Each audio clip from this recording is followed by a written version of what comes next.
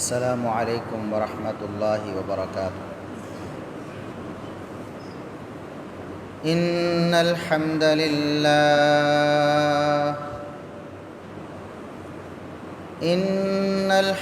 للہ نحمده ونستعینه ونستغفره ونعوذ باللہ من شرور انفسنا ومن سیئات اعمالنا،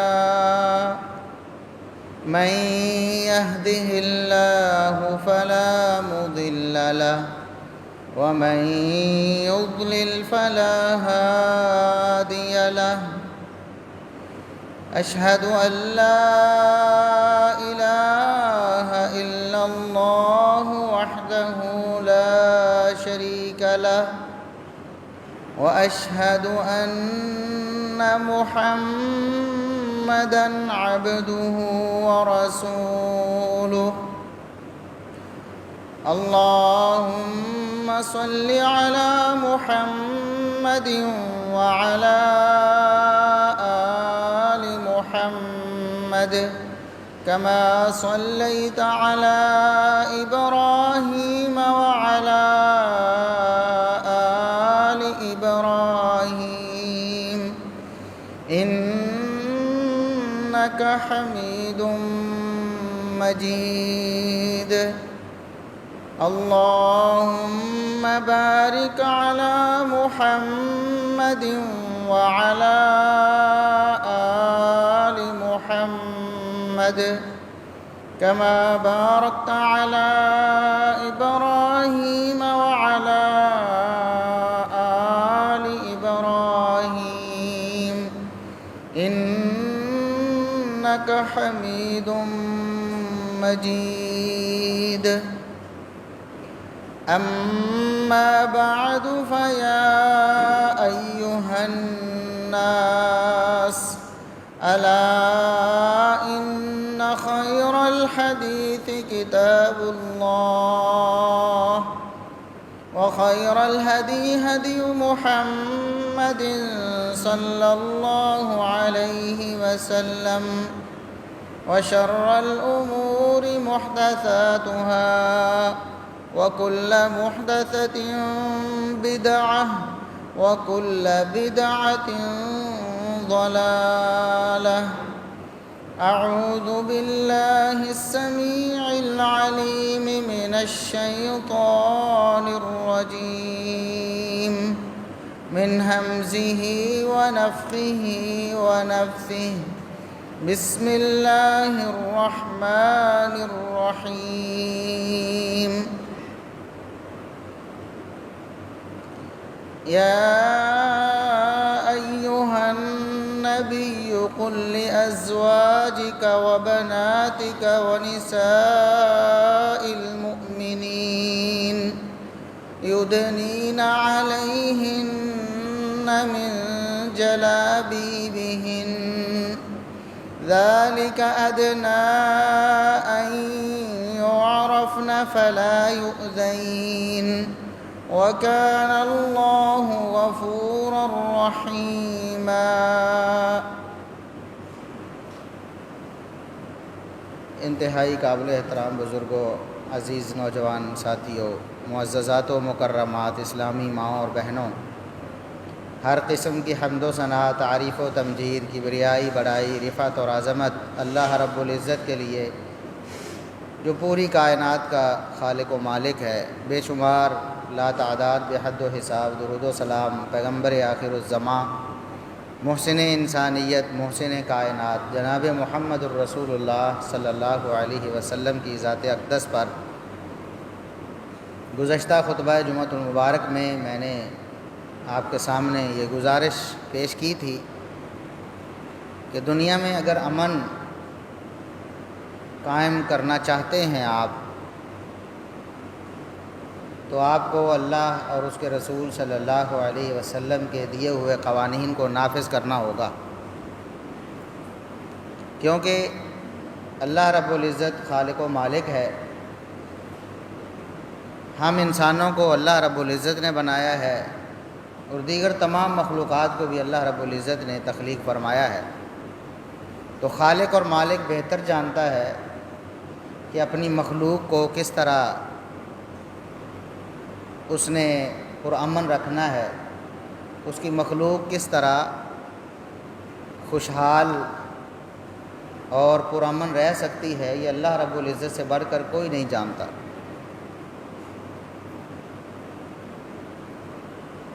اور انسانوں کو خطرات چاہے وہ جان کے اعتبار سے ہوں، وہ عزت کے اعتبار سے ہوں، مال کے اعتبار سے ہوں، ان خطرات کا حل ایک ہی ہے کہ اللہ رب العزت کے دیے ہوئے قوانین پر عمل کیا جائے اور انہیں نافذ کر دیا جائے۔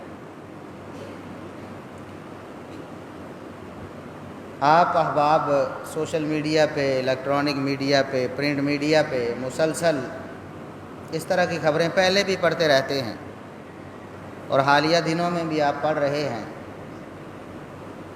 کہ ایک طبقہ ہے، دنیا میں تو ہے ہی، ہمارے ملک میں بھی، جو اسلام کے نام پر بنا ہے، جس کی بنیاد لا الہ الا اللہ ہے، جس کا آئین کتاب و سنت ہے، اس ملک میں بھی ایک طبقہ ہے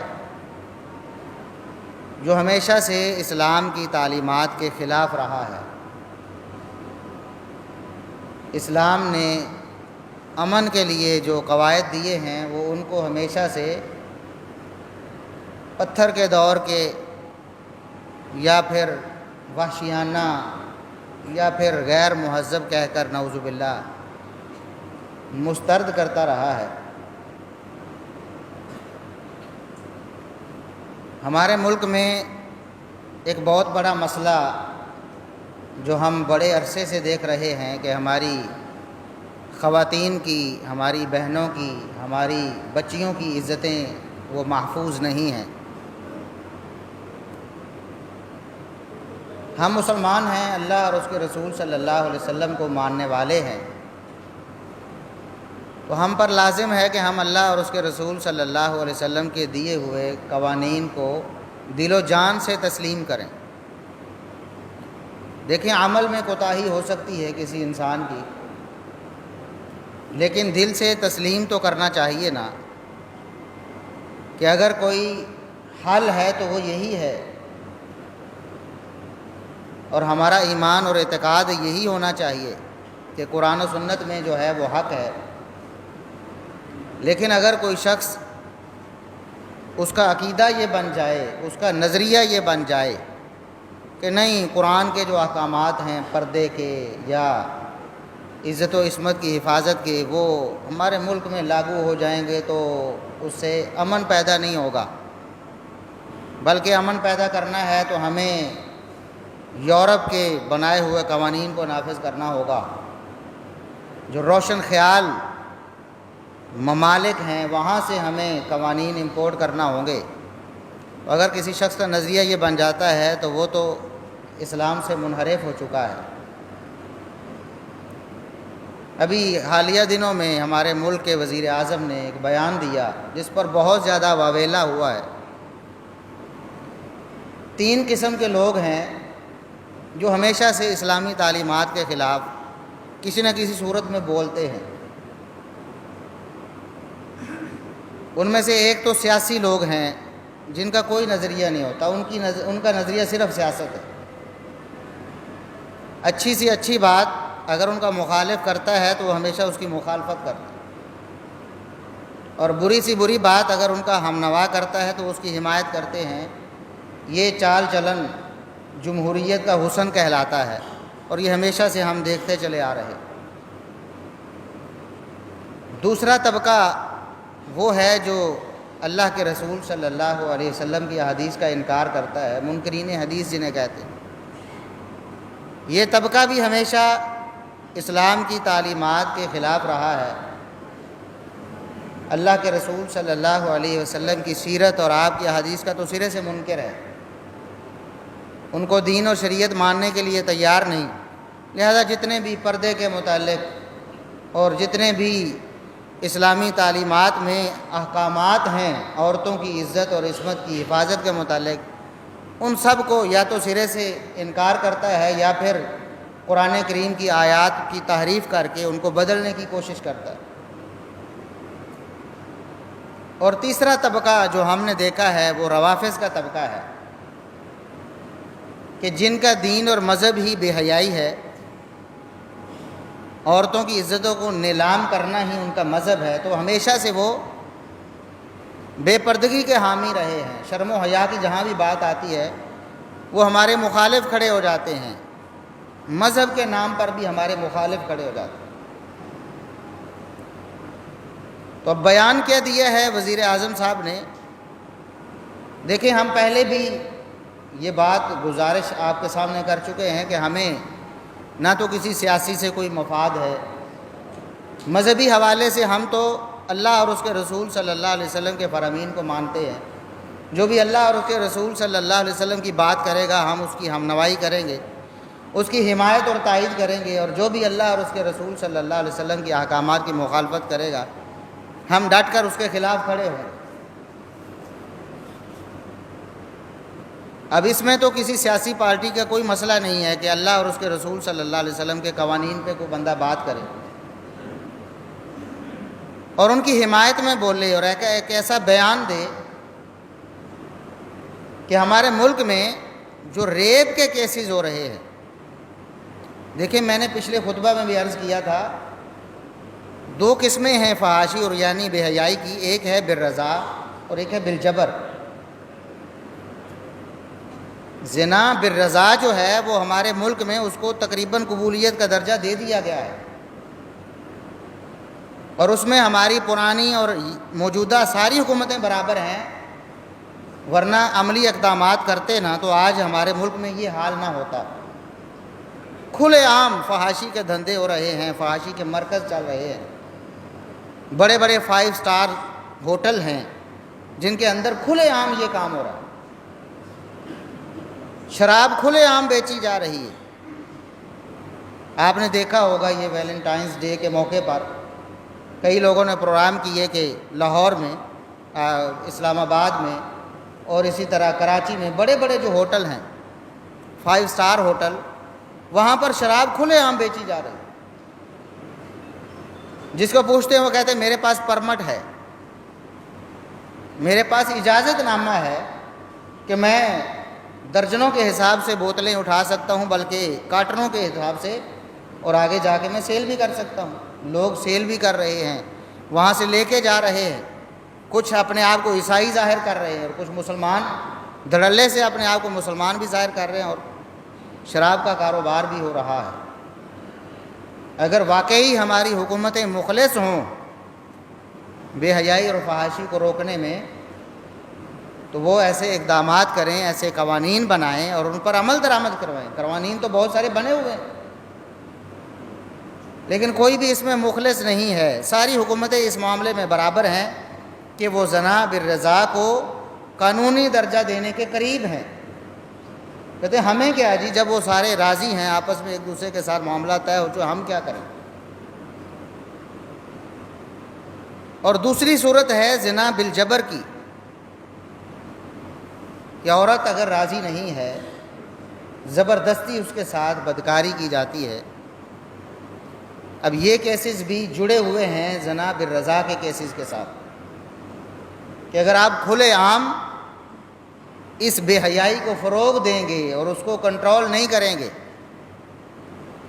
تو پھر لوگوں کے اندر ایسی حیوانیت اور شیطانیت پیدا ہوگی کہ ہر عورت میں ان کو اپنا مطلوب اور مقصود نظر آئے گا، بلکہ ہر لڑکی میں، ہر بچی میں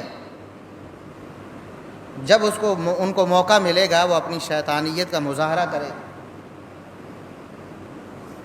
تو یہ جو ریپ زنا بالجبر کو کہتے ہیں، اور آپ دیکھیں گے کہ ہمارے جتنے بھی سیاسی بڑے بڑے عہدیدار ہیں، حکمران ہیں، ان کی زبان سے کبھی آپ زنا جو بالرضا ہے اس کی کبھی بھی آپ تردید نہیں سنیں گے۔ اس کی وجہ کیا ہے کہ یورپ کی طرف سے، امریکہ کی طرف سے، سپر پاورز کی طرف سے باقاعدہ طور پر فورس کر دیا گیا ہے کہ آپ نے آہستہ آہستہ اس کو قانونی حیثیت دینی ہے۔ اب رہ گیا ریپ جو ہے بالجبر ہے، اس کی تردید کرتے نظر آئیں گے۔ اب اس کی تردید میں ہمارے وزیر اعظم صاحب کا بیان یہ آیا ہے کہ جب ہماری عورتوں کا لباس نامناسب ہوگا تو پھر اس کا نتیجہ یہ ہوگا کہ ریپ کیسز بڑھیں گے۔ ایک عورت نے نامناسب لباس پہنا ہوا ہے، وہ آدھی ننگی ہے، تو وہ گویا کہ دعوت دے رہی ہے کہ میں اپنا جسم آپ کے سامنے پیش کر رہی ہوں۔ تو اب لوگوں میں ظاہر ہے اشتعال پیدا ہوگا۔ یہ ایک فطری کشش اللہ رب العزت نے رکھی ہے دو مخالف جنسوں میں، تو وہ جذبات بھڑکیں گے، اس کا نتیجہ جو ہے وہ ریپ کی صورت میں نکلے گا، زنا بالجبر کی صورت۔ اب یہ اتنا بیان ہے جس پر اب واویلا مچا ہوا ہے ہمارے ملکی میڈیا میں بھی، غیر ملکی میڈیا میں۔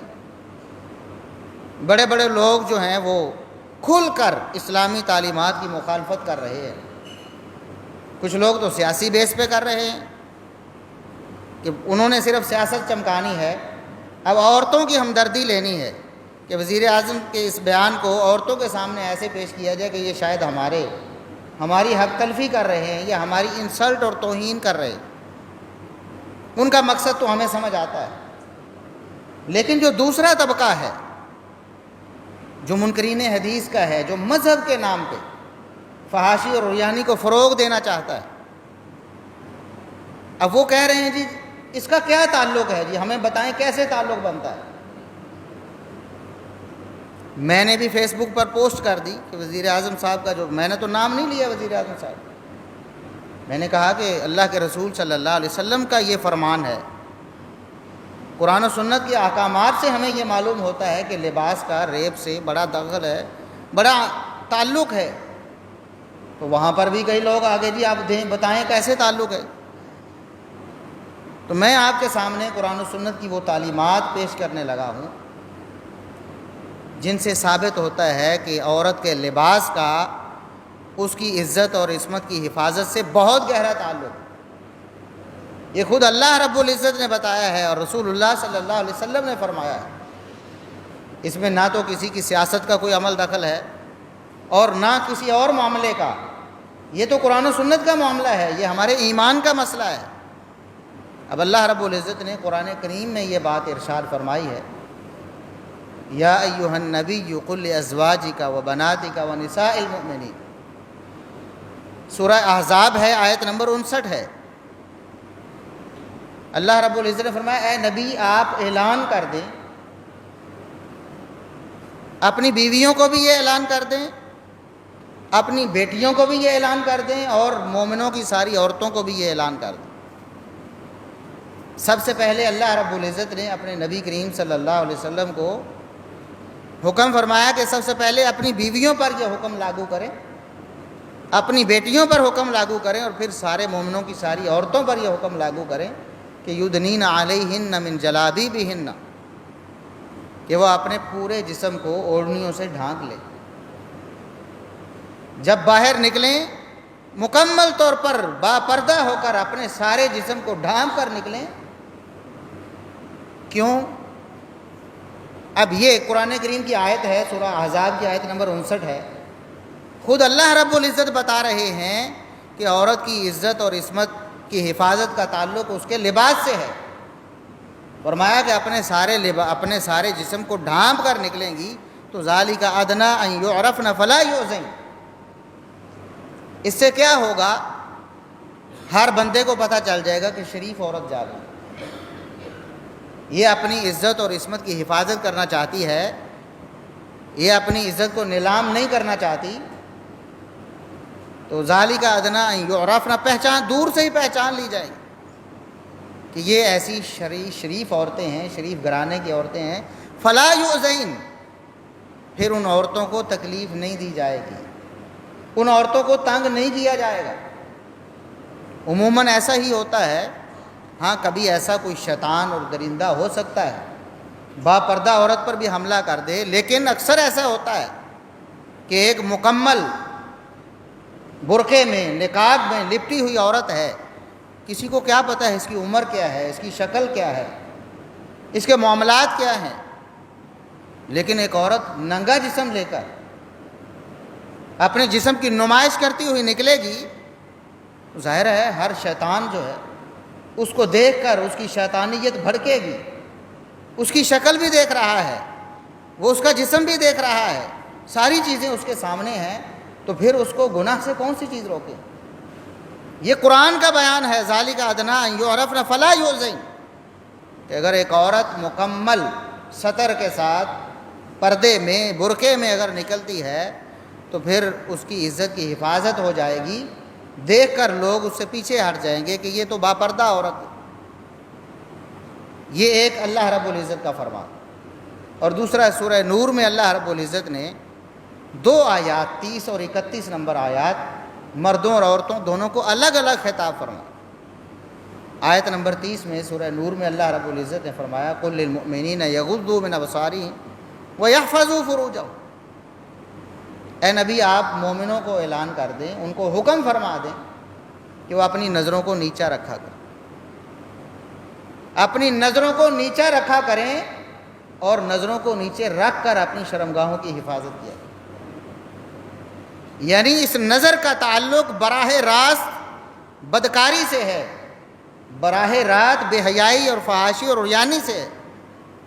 جیسے ہی یہ نظر بھٹکے گی، کسی غلط چیز پر پڑے گی، تو انسان کی عزت خراب ہونے کا اور انسان کے کردار کے خراب ہونے کا اور انسان کے بدکاری میں اس کا ارتکاب کرنے کا، ملوث ہونے کا خطرہ بڑھ جاتا ہے.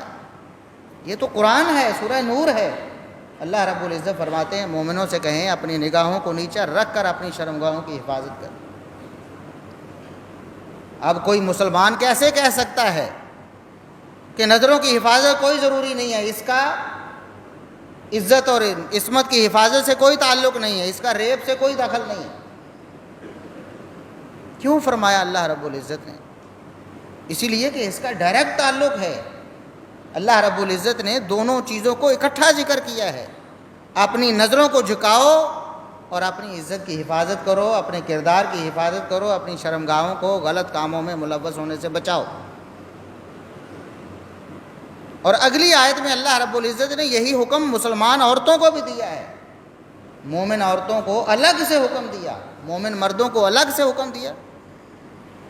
وَقُلْ لِلْمُؤْمِنَاتِ يَغْضُضْنَ مِنْ أَبْصَارِهِنَّ وَيَحْفَظْنَ فُرُوجَهُنَّ، اے نبی آپ مومن عورتوں کو بھی حکم دے دیں کہ وہ بھی اپنی نظروں کو نیچا رکھا کریں اور اپنی نظروں کو نیچا رکھ کر اپنی شرمگاہوں کی حفاظت کریں.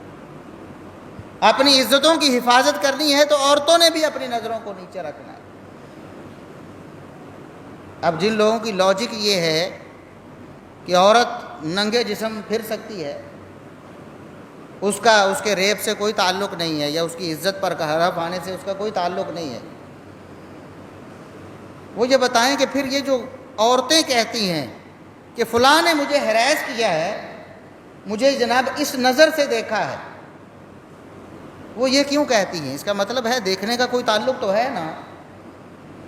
اگر مرد عورت کو دیکھتا ہے، اس عورت کو اس کا دیکھنا اچھا نہیں لگتا، تو وہ ہراسمنٹ بن جاتی ہے، وہ اس عورت کی انسلٹ بن جاتی ہے، اس کی عزت پر حملہ بن جاتا ہے، اور یہ ایک جرم بن جاتا ہے، قابل سزا جرم بن جاتا ہے. تو اس کا مطلب ہے کہ نظر کا کوئی تو عمل دخل ہے. اگر مرد کی نظر عورت پر پڑتی ہے تو عورت کو فرق پڑتا ہے، تو کیا مرد کو فرق نہیں پڑتا ہے؟ یہ کون سی لاجک ہے کہ عورت کہتی ہے کہ مرد نے مجھے دیکھا ہے تو مجھے فرق پڑا ہے، میں ہراس ہو گئی ہوں. تو اس عورت کا جسم اگر مرد کو نظر آئے گا تو کیا مرد پر کوئی اثر نہیں پڑے گا؟ اچھا، مرد اگر کسی عورت کو دیکھتا ہے تو کیوں دیکھتا ہے؟ ایک باپردہ عورت ہے، مکمل طور پر اس کا جسم نظر ہی نہیں آ رہا، وہ باہر نکلی ہے، اس کو کوئی مرد کیوں دیکھے گا؟ اور کیا دیکھے گا؟ کچھ بھی نہیں دیکھے گا. اس لیے ہی منع کیا گیا مردوں کو کہ اپنی نظروں کی حفاظت کریں. یہ آپ کے کردار کی حفاظت کی ضمانت ہے. اور عورتوں سے کہا گیا کہ وہ عورتیں بھی اپنی نظروں کی حفاظت کریں. اب اس کا یہ مطلب نہیں ہے کہ مرد تو اپنی نظریں جھکا کے رکھیں اور عورتیں آنکھیں پھاڑ پھاڑ کر دیکھتی ہیں.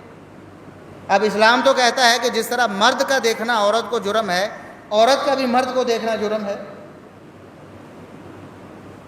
یہ کون سا قانون ہے؟ ویسے تو دنیا میں مہذب معاشرے جو نام نہاد مہذب ہیں وہ دعویٰ یہ کرتے ہیں کہ مرد عورت برابر ہیں. یہ فرق کرنا یہ عورت کی توہین ہے، عورت کو کمزور سمجھا جاتا ہے. جی نہیں سمجھنا چاہیے، دونوں برابر ہر شعبے میں کندھے سے کندھا ملا کر چلیں. لیکن ہراسمنٹ کا کیس جو ہے وہ مرد پر ہوتا ہے عام طور پر، کہ مرد نے دیکھا ہے جی گھور کر عورت کو، لہٰذا عورت ہراس ہو گئی ہے اور یہ قابل مواخذہ جرم ہو گیا ہے. تو عورتیں بھی تو مردوں کو دیکھتی ہیں نا، ان پر بھی تو کیس ہونا چاہیے، برابر ہیں آپ کے نزدیک. اور اسلام نے بھی ان دونوں صورتوں میں مرد و عورتوں کو برابر رکھا ہے، دونوں نے اپنی نظروں کو جھکا کر رکھا. اور اسلام کے احکامات اتنے سخت ہیں کہ رسول اللہ صلی اللہ علیہ وسلم نے ایک دن اپنے گھر میں دیکھا عبداللہ ابن ام مکتوم رضی اللہ عنہ، نابینا صحابی ہیں، گھر میں آتے ہیں تو گھر کی عورتیں معمول کے مطابق، آپ صلی اللہ علیہ وسلم کی 2 ازواج مطہرات وہاں موجود تھیں. اب عام طور پر ہوتا کہ غیر مرد آیا ہے تو پردہ کیا ہے، سائیڈ پہ ہو گئی. اب نہ پردہ کیا نہ سائیڈ پہ ہوئیں، ذہن میں یہی تھا کہ نابینا آیا، اس کو کیا پتہ ہے. آپ صلی اللہ علیہ وسلم نے پوچھا کہ کیا ماجرا ہے، تم نے کوئی ایسا اہتمام نہیں کیا، غیر مرد گھر میں آیا ہے. تو انہوں نے عرض کیا اللہ کے رسول وہ تو نابینا ہیں. اب ایک نابینا بندہ ہے، اس سے ہمیں کیا تعلق ہے اس سے پردہ کرنے کا. تو آپ صلی اللہ علیہ وسلم نے کمال الفاظ ارشاد، یہ اسلام کا قانون تحفظ عزت و عصمت ہے. آپ صلی اللہ علیہ وسلم نے فرمایا افا ام یا وانی انتما، وہ تو نابینا ہے، تم تو نابینی نہیں ہو نا، تمہیں تو نظر آتا ہے، تمہارا بھی تو پردہ ہے، تم بھی تو اس کو نہیں دیکھ سکتے. اور پھر ایک نابینا شخص آیا ہے، مرد ہے نا، اجنبی ہے، غیر محرم ہے، وہ آیا ہے تو آپ بیٹھی رہی اسی طرح، آپ نے پردہ نہیں کیا. ایک قسم کی جھجک ہوتی ہے غیر مرد سے عورت کو، وہ آہستہ آہستہ ختم ہو جائے گی، یہ تو نابینا ہے. لیکن ایک جھجک جو باقی رہنی چاہیے عورت میں، اسلام نے تو یہاں تک آگے بڑھ کر عورتوں کو اور مردوں کو اس اختلاط سے بچایا ہے، اور ان کا آپس میں ایک دوسرے کو دیکھنا اس تک کو منع کیا ہے، چاہیے ہے کہ عورت اپنے جسم کی نمائش کرتی رہے. اور پھر رسول اللہ صلی اللہ علیہ وسلم نے یہاں تک فرمایا ہے، ایک تو صحیح مسلم کی حدیث ہے، آپ صلی اللہ علیہ وسلم نے ارشاد فرمایا صنفان من امتی لم اراہما، میری امت کے 2 قسم کے لوگ بدبخت ایسے ہیں جو ابھی تک میرے سامنے نہیں آئے، میرے بعد آئیں گے دنیا میں. 2 قسم کے بدبخت لوگ، میری ان سے ملاقات نہیں ہوئی. ان میں سے ایک قسم کے بدبخت وہ عورتیں ہیں کاسیات عاریات مائلات ممیلات. آپ صلی اللہ علیہ وسلم نے ارشاد فرمایا ایسی بدبخت عورتیں جو لباس پہنتی ہیں لیکن لباس پہننے کے باوجود ننگی ہوتی ہیں، یعنی ان کا لباس ہے، بے لباس نہیں ہے، لباس پہننے کے باوجود ننگی ہیں، یعنی ان کا لباس اسلام کے اصولوں کے مطابق نہیں ہے، ان کا لباس ان کے جسم کو مکمل طور پر ڈھانپتا نہیں ہے. یہ قابل غور بات ہے آج مسلمانوں کے لیے جو اللہ اور اس کے رسول صلی اللہ علیہ وسلم کا کلمہ پڑھنے کا دعویٰ کرتے ہیں کہ ہم تو لا الہ الا اللہ محمد الرسول اللہ پڑھتے ہیں، اور ہمیں تو اللہ کے رسول صلی اللہ علیہ وسلم سے بڑا عشق ہے، بڑی محبت ہے، ہم تو جان بھی قربان کرتے ہیں محبت رسول پر. تو اللہ اور اس کے رسول صلی اللہ علیہ وسلم کے احکامات کیا ہیں؟ آپ صلی اللہ علیہ وسلم نے عورتوں کو کیا عورتوں کو فرمایا ہے؟ آپ نے فرمایا ایسی بدبخت عورتیں کپڑے پہننے کے باوجود ننگی ہوں گی، اور کرتی کیا ہوں گی؟ خود غیر مردوں کی طرف مائل ہوتی ہیں، لائن مارتی ہیں، ممیلات. اور وہ عورتیں اپنے جسم کے ننگے ہونے کی وجہ سے، اپنے لباس کے غیر مناسب ہونے کی وجہ سے دوسرے مردوں کو اپنی طرف مائل کرتی ہوں. اب رسول اللہ صلی اللہ علیہ وسلم کیا فرماتے ہیں کہ عورت کا لباس اگر نامناسب ہے تو دیگر غیر مردوں کو اپنی طرف راغب کرنے کا سبب بنتا ہے. اور آپ صلی اللہ علیہ وسلم نے فرمایا کہ ایسی بدبخت عورتیں قیامت کے دن جنت کی خوشبو بھی نہیں پا سکے. جنت میں داخل ہونا تو دور کی بات ہے، ولا یجدن ریحھا، جنت کی خوشبو بھی نہیں پا سکیں گی، حالانکہ جنت کی خوشبو اتنے عرصے دور کی مسافت سے 70 سال 100 سال کی مسافت دور سے بھی جنت کی خوشبو آ جائے گی، یہ جنت سے اتنی دور ہوں گی کہ جنت کی خوشبو بھی نہیں پا سکتی۔ اب بتائیں ایک مسلمان کیا یہ دعویٰ کر سکتا ہے کہ عورت کے لباس کا اس کے ریپ سے کوئی تعلق نہیں؟ اور اس سے بھی آگے بڑھ کر محمد الرسول اللہ صلی اللہ علیہ وسلم نے ایسے قوانین دیے ہیں، اگر اس معاشرے میں نافذ اور لاگو ہو جائیں اور مسلمان ان پر عمل شروع کر دیں، ساری عورتوں کی عزتیں کنفرم محفوظ ہو جائیں۔ آپ صلی اللہ علیہ وسلم نے فرمایا کہ ایک عورت اپنا لباس اتار کر یا لباس مختصر کر کے نکلنا تو دور کی بات ہے، ایک عورت مکمل ساتر لباس میں بھی اس طرح نہ نکلے کہ اس نے خوشبو لگائی ہو، اس کی خوشبو بھی کسی کو نہ آئے۔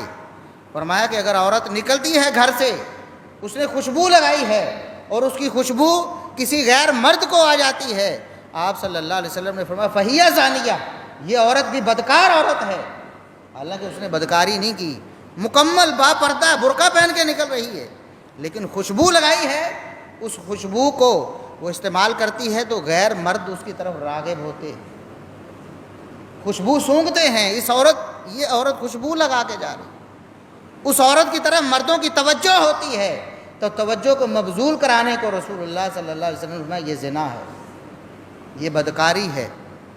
ایک مسلمان کیسے یہ دعویٰ کر سکتا ہے کہ اسلام میں عورت کے لباس کا ریپ سے یا بدکاری سے یا فحاشی و بیانی سے کوئی تعلق نہیں؟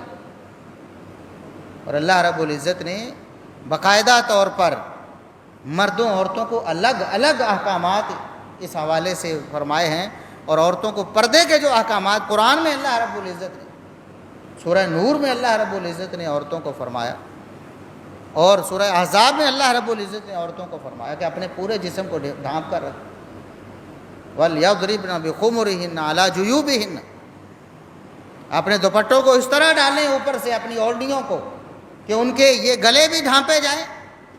آج سارا کچھ ننگا ہے، ہماری مسلمان خواتین ہیں، ایک تو میڈیا پہ ایسی خواتین جو رول ماڈل بن کے آتی، جن کو ہماری بچیاں ہماری مائیں بہنیں دیکھتی ہیں اور ان کو کاپی کرنے کی کوشش کرتی ہیں، وہ ننگی ہوتی ہیں، وہ رسول اللہ صلی اللہ علیہ وسلم کے اس فرمان کی مصداق ہیں، کاسیات عاریات، کپڑے پہن کے بھی ننگی ہیں، اور پھر ان کو کاپی کرنے والی ہماری مائیں بہنیں، ہمارے گھروں کی عورتیں، مسلمان گھروں کی عورتیں۔